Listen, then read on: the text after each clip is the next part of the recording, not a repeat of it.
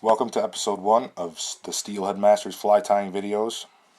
In this video I'm going to show you how to tie the Holy Grail beetle. Not only this is episode 1, but this is the first ever video I've ever shot of tying flies, so you have to bear with me. I am a beginner. The materials you're going to need to tie this fly, you're going to need black deer belly hair,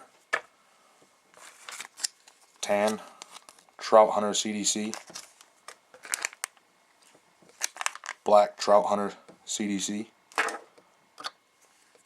dubbing wax,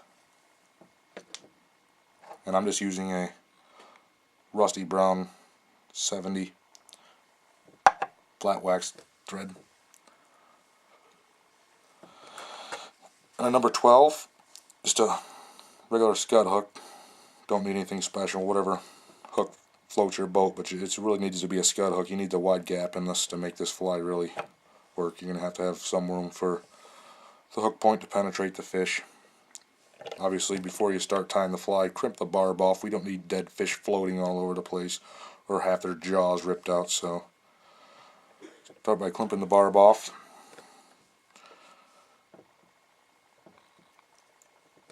Get the hook nice and wrapped up. I'll be honest with you, if you can't catch a fish with this fly, take up worm drowning.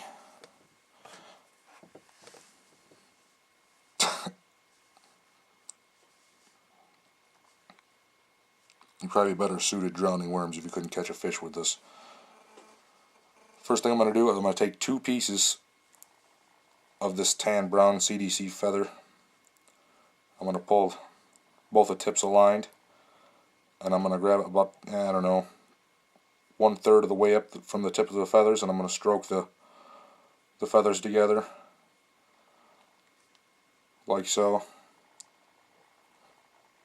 When I tie these in, I want the curve in the feather to be sticking straight up off the hook.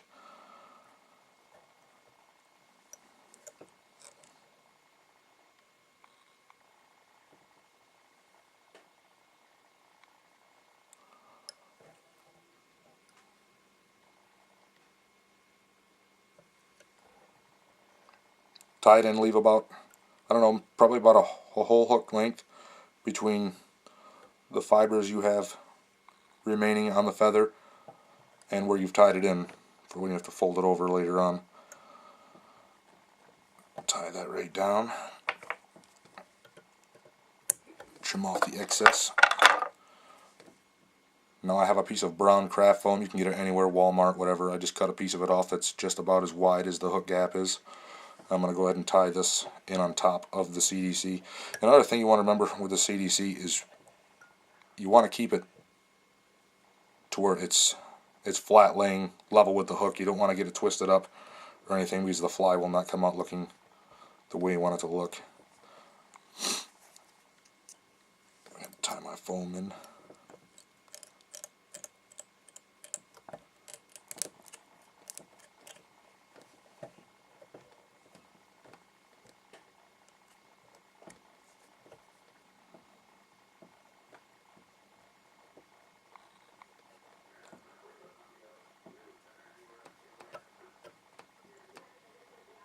I'll be honest, this isn't the prettiest fly on the face of the earth, but if you want a real trout catcher, this is the one you want. If you want something pretty to have in your box to show your buddies, well, this isn't the fly for you.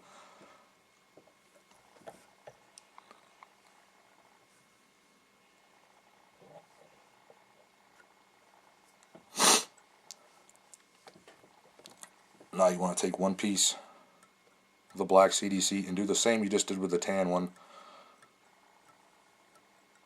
Stroke the point up.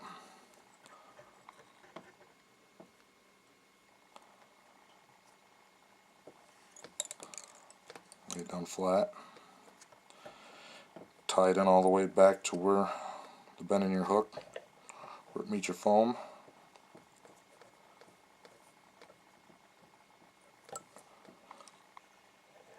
This is what you should have so far. Now you want to make yourself a dubbing loop. I don't know why, but I tend to make mine a little bit larger than I probably should. Now you don't have to do this, but I prefer to use the dubbing wax for this because I'm going to be putting deer hair into the loop, and it's very slick material, and I don't want it to slide out of the dubbing loop.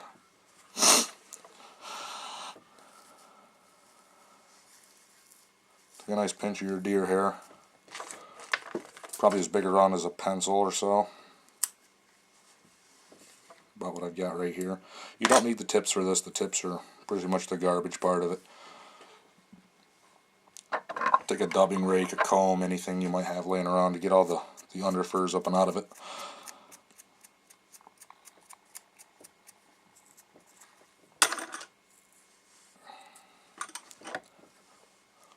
I'm going to trim it flat on this side. I'm going to turn it around. I'm going to have this about maybe, I'm going to trim the tips off. I'm going to keep about 1 inch length, still as big around as a pencil.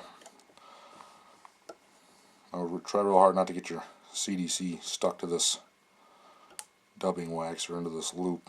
It's a pain, but you gotta do it. And you want to stick your deer hair in here and spread it right out throughout the dubbing loop, which is kind of a pain, but it's a lot harder to do than normal dubbing is in a loop. Once you got this right here so far, be careful when you start to spin it because it tends to want to fall out. That's why I start spinning while it's loose and then just pull tight on it. Kind of traps the hairs in there. Makes it less messy and less of a hassle.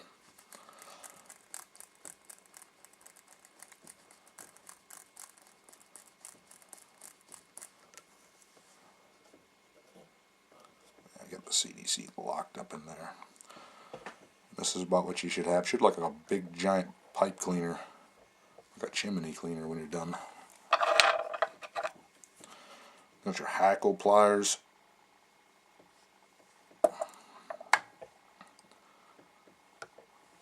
Bring your thread to the front of the hook. You're going to want to wrap. Make sure you get your CDC out of the way of this also. You do not want to get that caught up in here. Make a couple of wraps, and every wrap you make toward the front of this hook, stroke all that deer hair back.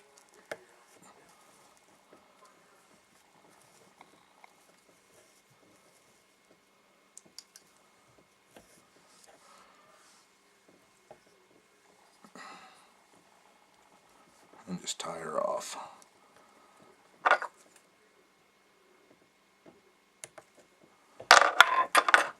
Stroke it back again, clean up around the head. This is what you should have so far. Just a big ugly wad of hair. Trust me, it comes out and it looks, it's not the prettiest thing in the world, but I guarantee this will catch more fish with this beetle than you've ever caught with any other beetle you've ever had in your box. Like I said, if you can't do it, stick to a spinning rod, a night walker, and stock pond trout. And just start trimming the top side of the hair right off, as close to the hook as you can get it without cutting through the thread or the pieces of CDC you have there.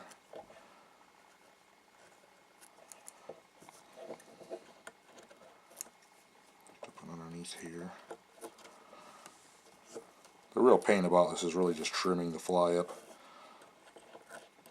What turns it into a complete mess. Deer hair is always a pain. You feel like you're sitting in a barber shop by the time you're done with it anyway, so.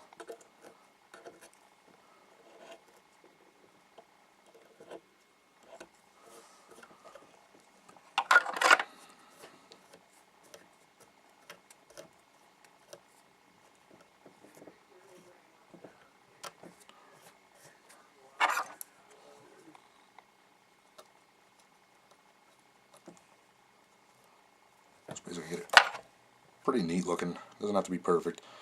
Now you want to take your black CDC and make a CDC bubble loop, like what you would make for like a bubble caddis. Tie that down.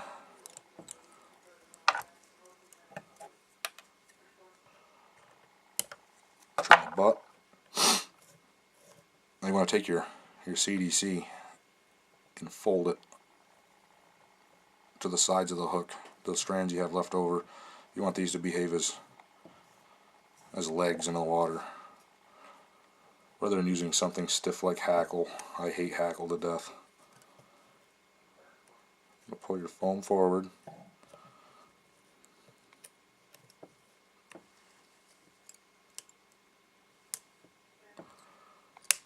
And tie her off.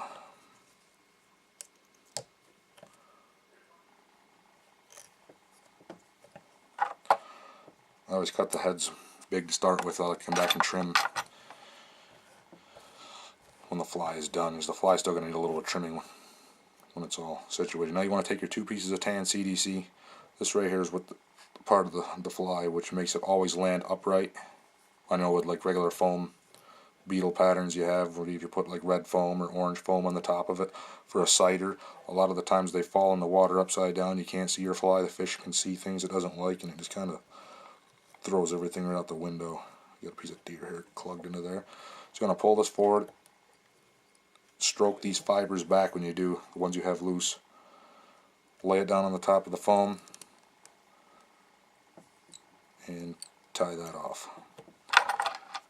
And try to get in here really close and cut off the butt sections.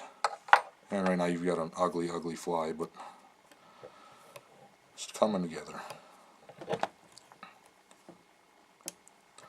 Screw that down one more time. We're going to thread to the front of the hook. Whip finish.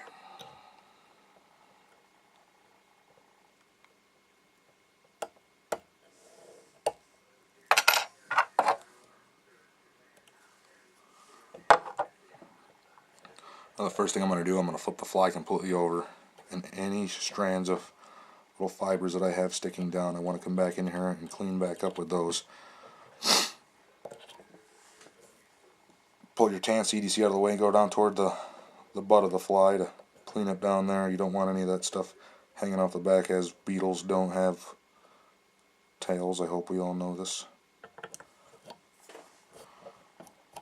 Just kind of clean that up. Now your legs here are made out of the black CDC. Obviously are too long. Instead of cutting them, I like to just pull on them and break them off, so it gives it a more natural effect rather than having it look very stumpy from the scissors cutting them off. Makes it look a little more alive. This side doesn't need it as bad. That's probably good. And come right to the top. Trim the top of that CDC.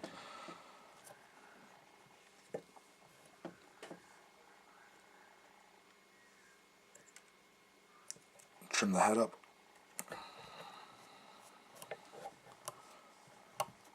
Yeah, like I said, the hardest part of this fly is really just a cleanup job on it. But when she's clean, prepare for bent rods.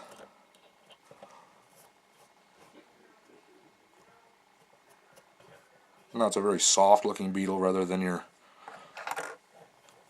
normal foam beetles that incorporate hackle, things like that, things that just don't look natural in very slow frog water. The CDC really brings this fly to life, and it's very, I mean, you can cast this thing all the way across the Mississippi River. You can see this fly from a mile away due to the CDC on the top. You can just brush it up with some frogs fanning to keep this thing floating forever, and this really will bring a lot of fish to the top. Just thought I would show this. Still got a little bit too much crap over here on this one side. Just bring my scissors in there and cut a few of them strands and fibers out of there. Still got some deer hair down here.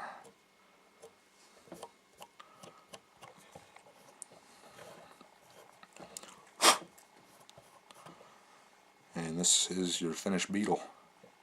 Ugly, ugly, ugly fly, but I'm telling you, make some of these up, throw them in your box, and start throwing them come July. You're going to start seeing a big difference in the beetles you're going to throw. I guarantee you will not have any more of the garbage beetles that Orvis tries to sell you. Thanks for checking it out.